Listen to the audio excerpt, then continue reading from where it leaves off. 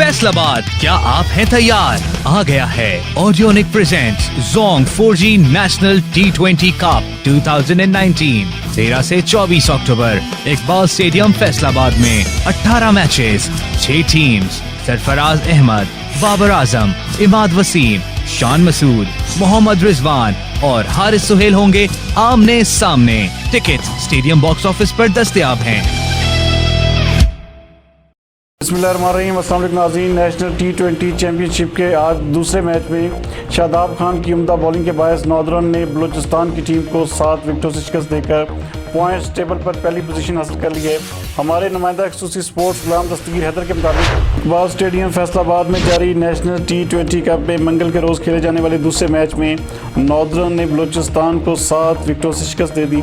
Northern की जानब से लेग स्पिनर शादाब खान ने 4 कीमती शिकार किए, जबकि अली इमरान और रुहेल नज़ीर की निस्फ सेंचुरियों ने भी फतह में अहम किरदार अदा किया।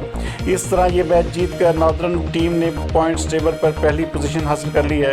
इवेंट में सेमीफाइनल मैचेस बुध के रोज़ खेले जाएंगे, जहां पॉइंट्स टेबल पर पहले नंबर पर विराजमान नॉर्दर्न की टीम खैबर पख्तूनख्वा के मध्य मुकाबला आएगी, जबकि बलूचिस्तान और सदरन पंजाब के दरमियान दूसरा सेमीफाइनल भी 23 अक्टूबर को ही खेला जाएगा।